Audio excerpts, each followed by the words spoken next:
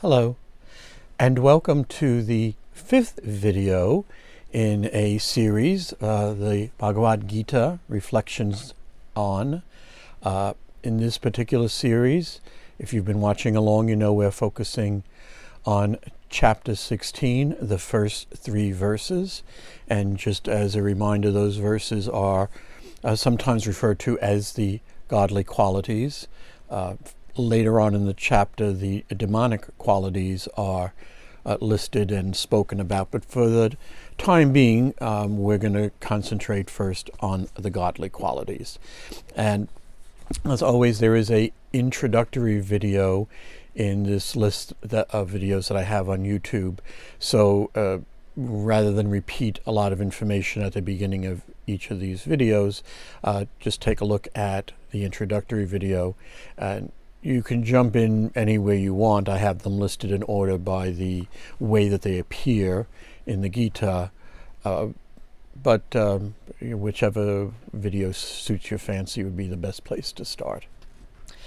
As mentioned also in the previous videos, it is always good to start from a place that is a bit more restful than maybe our day-to-day activities provide. And so in whatever way, manner, or how you go about it, just take a moment to come to rest here. There's nothing to do, no place to go. So let's just come to rest for a few seconds.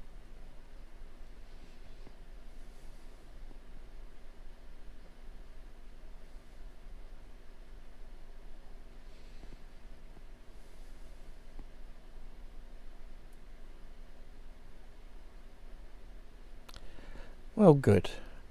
Well, ladies and gentlemen, just as a reminder, let me repeat where we are.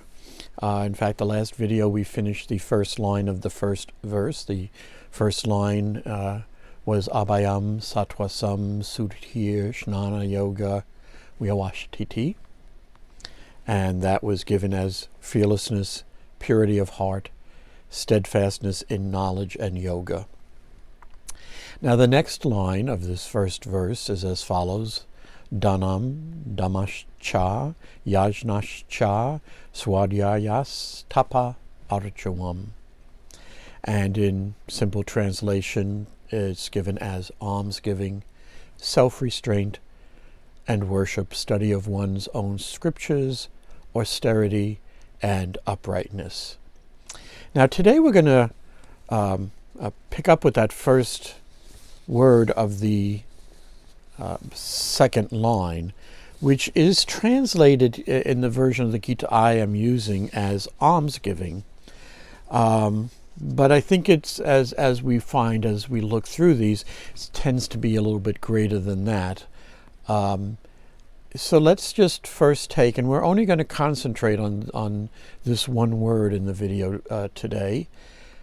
And dhanam in a sentence, or dana, that's a long da, that's dana, is given as the act of giving, giving in marriage, giving up, communicating, imparting, teaching, paying back, restoring, adding, addition, donation, gift, to offer a gift, to bestow a gift, oblation, and liberality. And the root of that, we're not going to do a Sanskrit lesson here, but the root of dana is da, and that is given as to permit, to allow, to place, to put, apply, to give, bestow, grant, yield, impart, present, and offer to. Now, I don't think that, as far as the word itself goes, kind of like when we talked about knowledge last time, I don't think that the word itself presents any great difficulties. If somebody said, do you know how to give, or give a gift, or what have you, I don't think that most people would be scratching their heads saying, no, I'm really not too sure about it. The reason one reflects upon these words is there more to it? Is there a sense to it that maybe we overlook in our day-to-day understanding of this word. I mean, when one thinks of gifts, you think of birthday gifts and Christmas time and giving something. And I'd like to expand upon what might be our day-to-day thoughts about gift giving, and it's particularly as it relates to what's said here. So I'm going to read a couple of things first, because sometimes rather than me just talking about things, I think especially since giving, and although most of what we've talked about so far concerns the heart, whether it was a fearless heart or purity of heart or knowing things by heart, that was the first line. One would like to think that when giving occurs, it comes from the heart. So I'm going to surprise you and not read from the Bible first. For those who have had this copy, this is Zen Flesh, Zen Bones, a wonderful collection of Zen stories. Let me just read the first one here. Ryokan, a Zen master, lived the simplest kind of life in a little hut at the foot of a mountain. One evening, a thief visited the hut, only to discover there was nothing in it to steal. Ryokan returned home and caught him. "You may have come a long way to visit me," he told the prowler, "and you should not return empty-handed. Please take my clothes as a gift." The thief was bewildered. He took the clothes and slunk away. Ryokan sat naked watching the moon. "Poor fellow," he mused. "I wish I could give him this beautiful moon."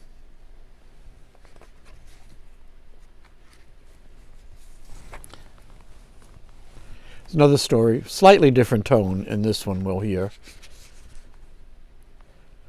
When Shiatsu was master of Angaku in Kamakura, he required larger quarters, since those in which he was teaching were overcrowded. Umezo Sibi, a merchant of Edo, decided to donate 500 pieces of gold called ryo towards the construction of a more commodious school. This money he brought to the teacher. Shiatsu said, "All right, I will take it." Umezo gave Shiatsu the sack of gold, but he was dissatisfied with the attitude of the teacher. One might live a whole year on 3 ryo, and the merchant had not even been thanked for a gift of 500. "In that sack of 500 ryo, hinted Umezo. "You told me that before," replied Shiatsu. "Even if I am a wealthy merchant, 500 ryo is a lot of money," said Umezo. "Do you want me to thank you for it?" asked Shiatsu. You ought to," replied Umezo. "Why should I?" inquired Shiatsu. "The giver should be thankful."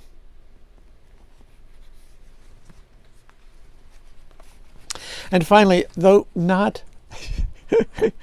probably should pause in here and leave people to think about that. What is this guy reading? Just another story from here. And again, these are more meant to kind of wash over you and kind of set the tone and the atmosphere here. So this one was called True Friends. A long time ago in China, there were 2 friends, one who played the harp skillfully and one who listened skillfully. When the one played or sang about a mountain, the other would say, "I can see the mountain before us." When the one played about the water, the listener would exclaim, "Here is the running stream." But the listener fell sick and died. The friend cut the strings of his harp and never played again. Since that time, the cutting of harp strings has always been a sign of intimate friendship.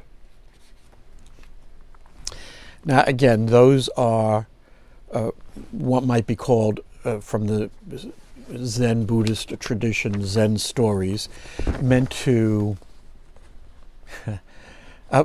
open up the mind. I'm not really here to do a series about Zen and enlightenment, and if you read these stories, and of course they are meant to kind of push one in a direction, but they all have a rather happy ending. In a few short words, everybody becomes enlightened. On one hand, it is that easy. On the other hand, it isn't quite that easy. But I think that, for the tone of what we're talking about here, of giving and gift and bestowing, that they're probably useful stories. And finally, in the same vein, although I'm going to move over to Christianity right now, the New Testament, first from Luke and then from Mark. It's really the same story, I just said slightly different.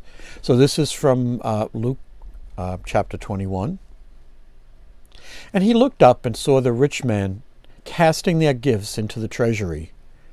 And he saw also a certain poor widow casting in thither 2 mites. And he said, Of a truth I say unto you, that this poor widow hath cast in more than they all. For all these have their abundance cast into the offerings of God. But she of her penury hath cast in all the living that she had. And goes on with the rest. That's Jesus speaking. That's the he in this case. And Mark, a slightly different version. And Jesus sat over against the treasury and beheld how the people cast money into the treasury. And many that were rich cast in much. And there came a certain widow, and she threw in 2 mites, which make a farthing. And he called unto him his disciples, and saith unto them, Verily I say unto you, that this poor widow hath cast more in than all they which have cast into the treasury.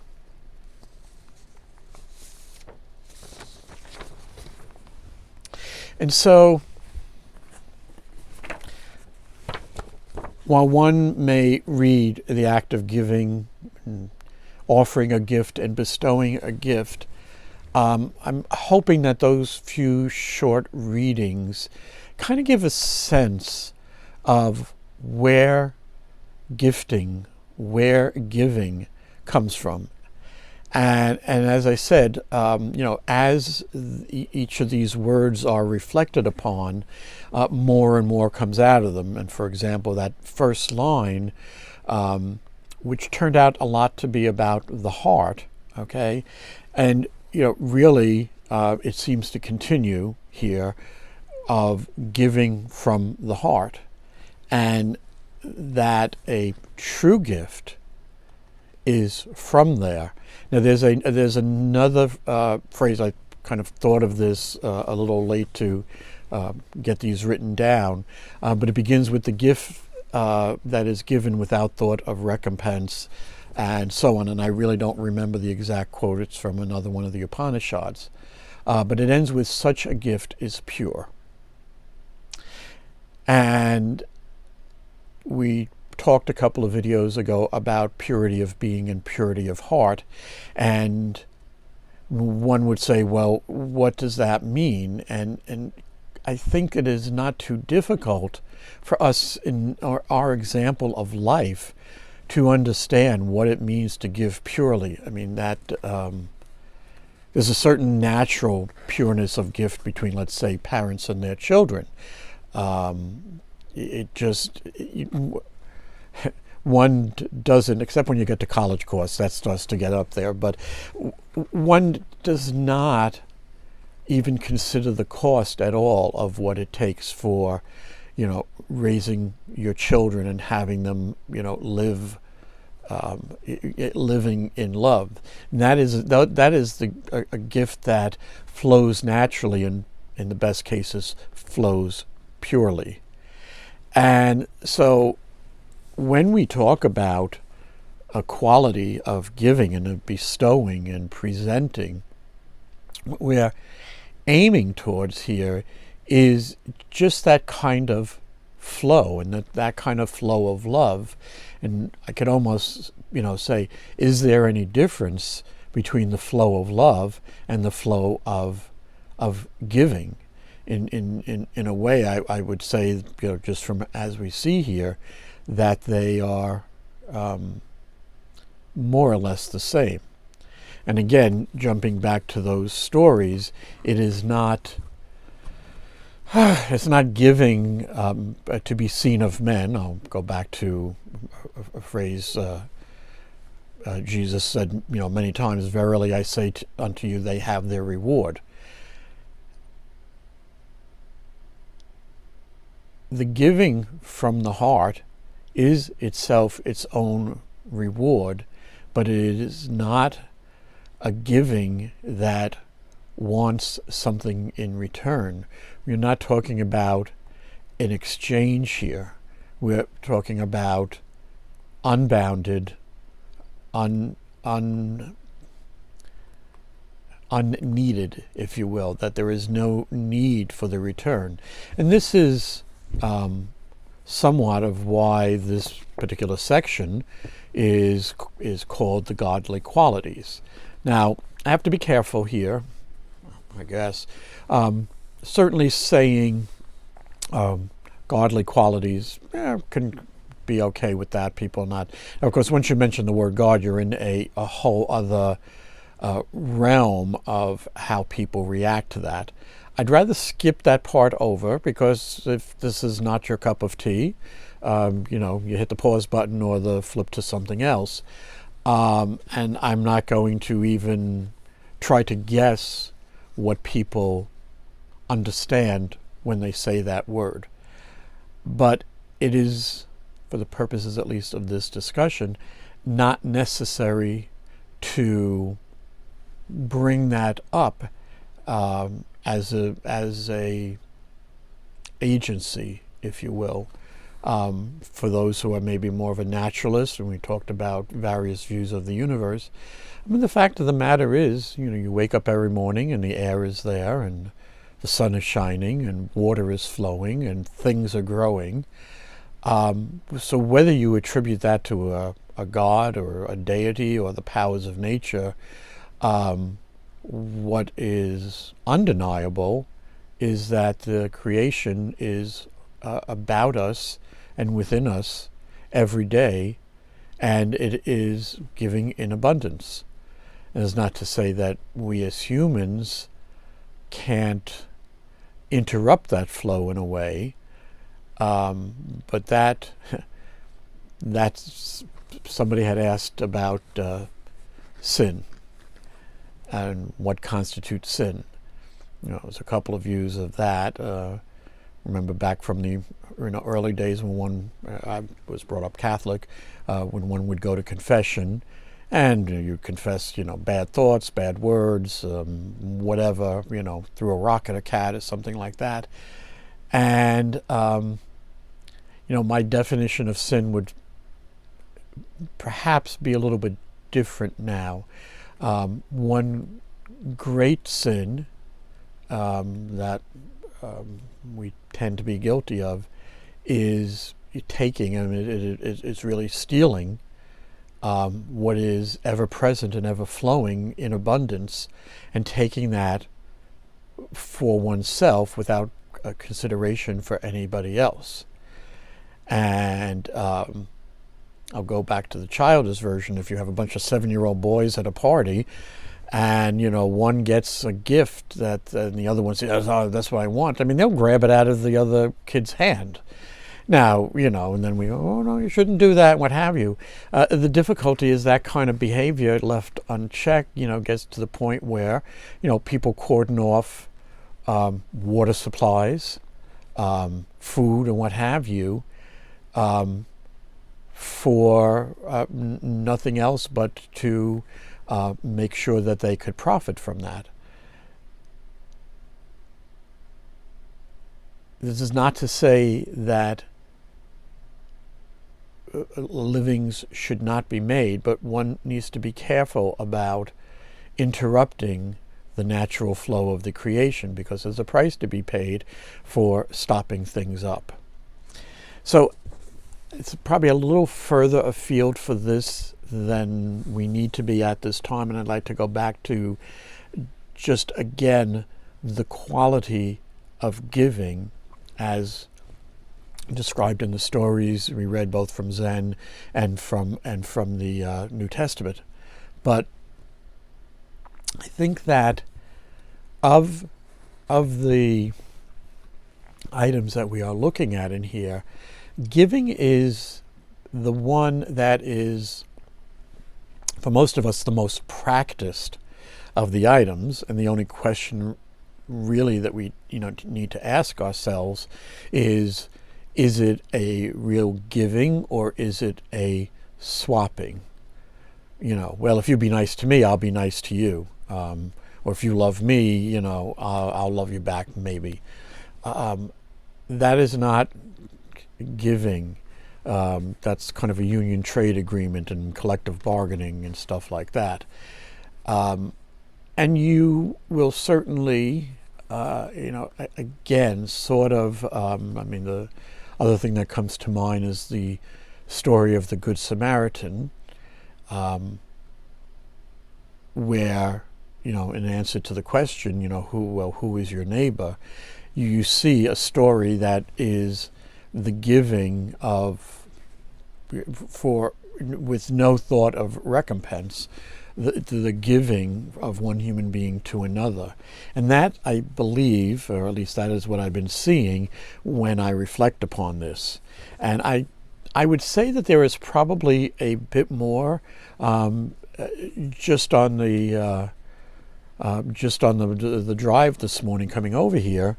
I was just like, oh yeah, and talked about my ideas come flooding in. Well, certainly, unless you're actively pushing them out or actively engaged in something else, all of these ideas, and I've said it before and I'm repeating here, all of this stuff is not like, I've discovered anything that isn't available universally in the mind and heart.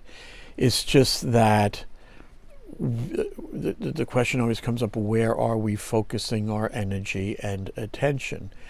And giving, we have a little bit of a break, as it were, because it is part of our human experience to give to others, to love others, to bestow things, our time, our care, our money, whatever, to bestow on people and things. I mean, certainly we're not limiting it to human beings.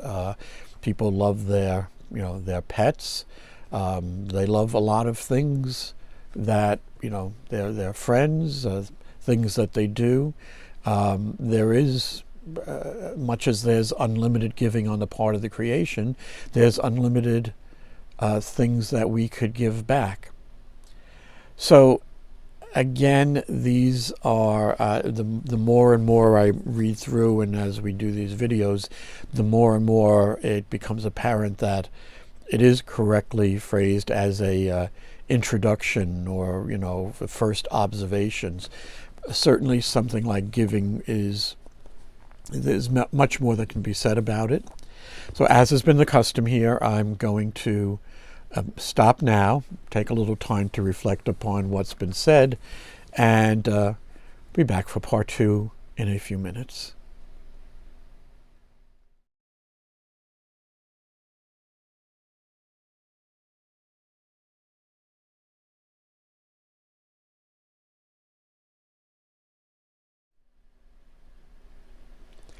Hello, and welcome back to part 2 of this video. We are looking at dana, gift giving.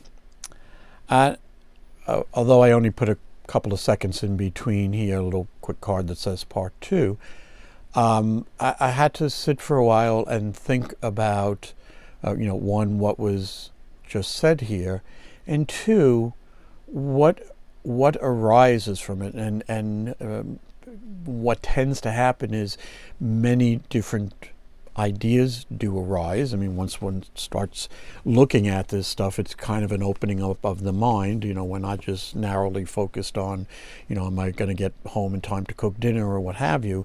And so going in this kind of out and larger direction, many more things are seen and available.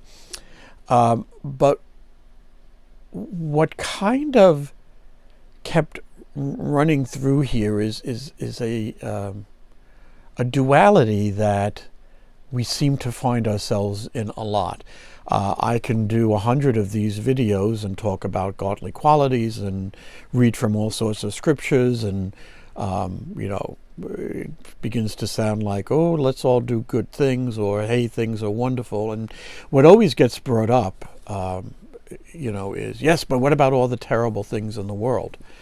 And so I think that when we're talking about the giving here, I think it's really important to understand just how abundantly we are gifted as humans on this planet. And this is really kind of one of the reasons for sitting here and making these videos, because the shouts of, no, it can never be good, no, it's all terrible, no, it's all rotten, you don't know the real world, and there's a list of kind of common phrases. This is not to deny terrible tragedies that people experience, death of loved ones. It's not to say that the existence of people is, this kind of smiley face thing. But I don't want to see that mean that you don't even attempt to rise up and acknowledge the overflowing abundance of the creation.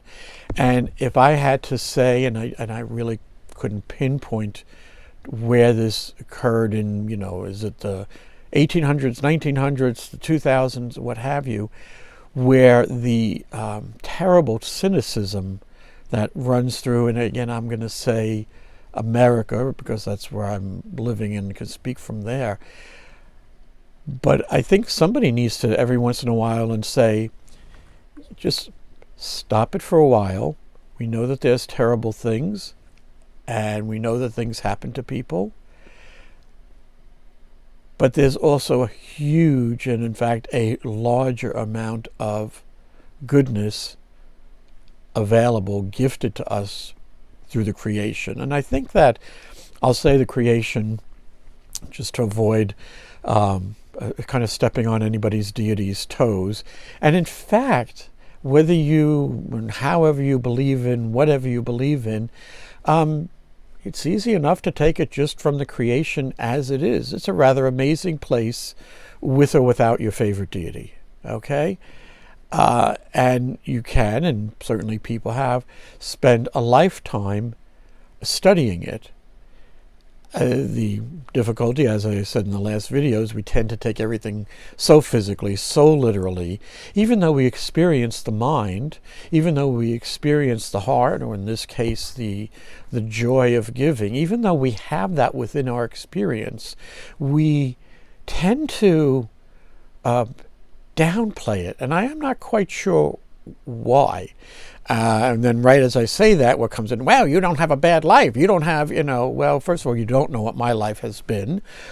So I don't think you're qualified to speak on that account, and nor am I qualified to speak on your account. However, I do understand that there is a huge amount of gift giving through the creation. And again, we're just going back to the first part, life, water, breath, air, everything is pretty well provided.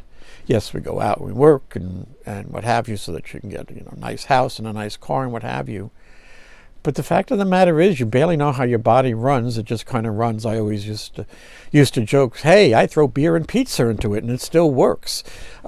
So don't poo-poo how many gifts you've been given here. And then ice cream sundaes too, of course. And I need to bring this back to lightness, because that's where it comes from. People say, oh, there's no darkness without light, and back and forth. And I guess it's like, yes, but what is this fascination with the wretched, if you will, or the terrible? Why aren't people singing the praises of all that we are given? And I'm not sure. I'm really not sure. Again, circumstances of life may be very miserable. Could be huge amounts of money. I mean, serious illness, what have you. I don't know if that is enough to kind of give up or just say, no, that's life. Because and I think that's working my way to it here. But I think it's I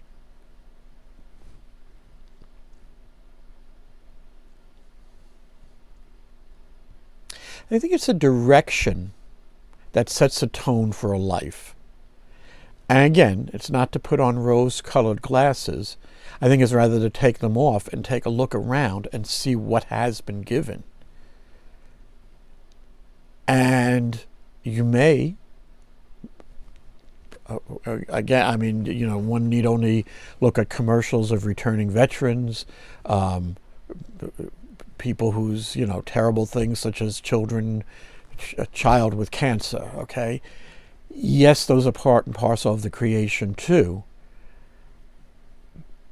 But I don't know if that's more real than the abundance and the gifts of the creation. And I think that's when I say, well, how does it hit me? And why might I be a little bit angry about this sort of stuff is I think that singing the praises of, well, this is the way the creation is. It's all rotten. It's all tough, I'm not quite sure that is a correct view, a realistic, a true view. It may be a true view. It may be both are true. But to constantly downplay the gifts we are given, I call that, in addition to grabbing them for yourself, I think I would call that a sin too. Another touchy word, sin, because everybody thinks they don't sin, myself included. But to, as it were, go through your life, whether you have 50 years, 60, 70, whatever, to go through your life with a sourness and a bitterness of what you've been given.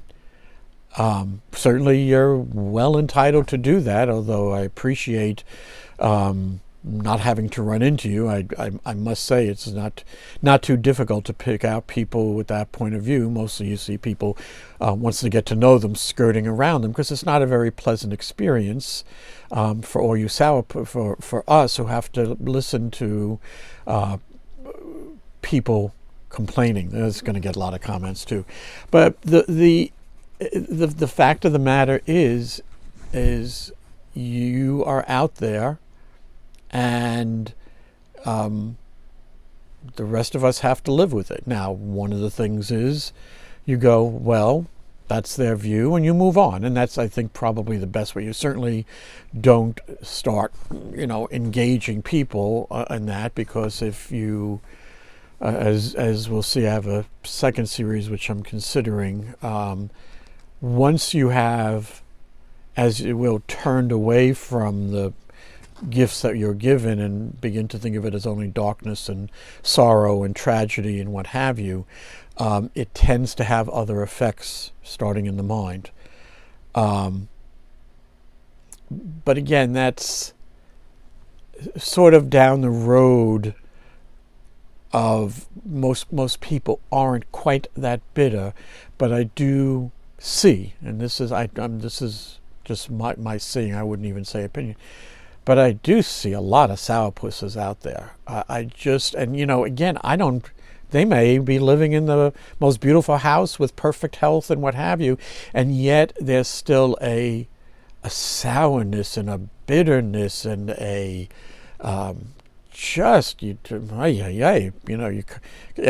want to give them a bouquet of flowers or something, a bottle of wine or whatever, it just, is it that bad? Is it that bad? And again, I'm having figured out how the comments would work, but all I see when I say, let's not be so bitter, let's not be so sour, is, comment after comment. Oh, what do you know? And you don't have it bad and stuff like that. We all have it bad, people.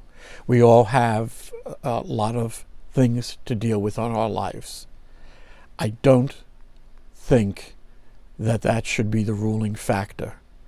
If it is, then you've missed the gifts you were given. And if you stay in that position, it becomes rather a self-fulfilling prophecy. I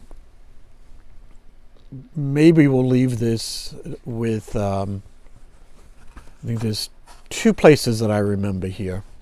One is there's a lot of churches around here.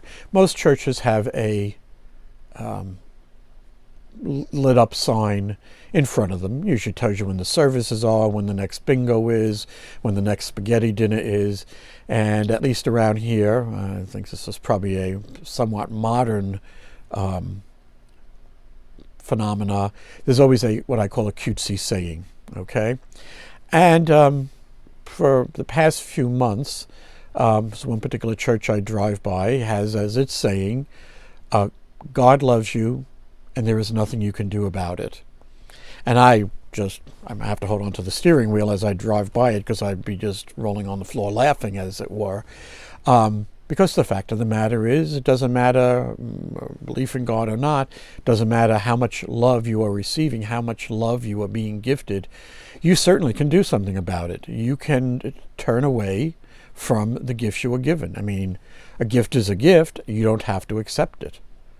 And to think that it's a one-way street, I mean, there's the gift. In some way there is a bit, I mean, again, the sun shines, the water flows, we breathe our air. That's just gifted and it's there. But I can hold my breath, I could stop drinking water, I can live in a cave. So I think the idea that we are somehow or another being given gifts or forced down our throat, whether it's through God's love or not, I think what's being missed there is that you do, as a human with free will, have the ability to turn your back. It's as simple as that.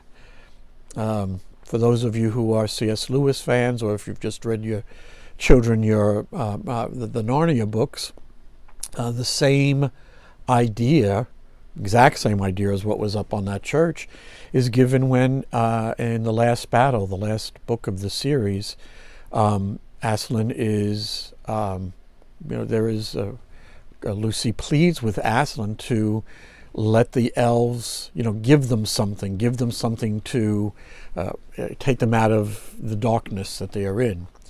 And he says straightforward, he says, child, I will show you what I can and cannot do. And spreads out a beautiful banquet in front of them, the finest foods, the freshest foods, and what have you. And because they are so caught up, and as he said, nobody's going to take us in anymore. I hope I said dwarfs and not elves. I'll have to go back and take a look at this. But if you are not seeing the creation as full of gift, as full of grace, as full of abundance, as light shining everywhere, I would suggest that maybe you have something to do with that. Now this, and that's Aslan. So you look in the last battle. Now, even in hearing this maybe went a little past reflection on into a bit of a lecture or a sermon. That's not necessarily the intent. On the other hand,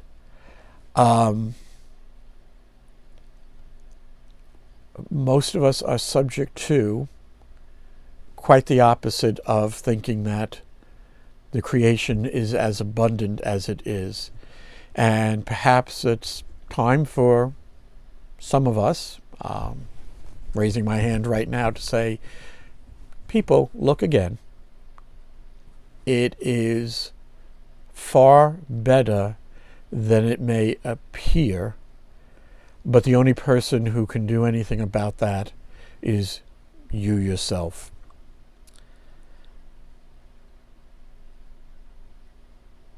The giver should be thankful.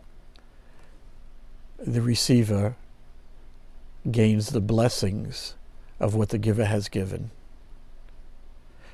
So turn around, put the cup upwards and receive a little bit, and see what happens if we let a bit of the giving into our lives. That's it for now. We'll be back and moving on to next video, assuming I survive this one. The next video is on control of the senses. It's going to be fun too. Till then, just remember, you don't have to listen to this. There's plenty of cat videos out on the internet. Until next time.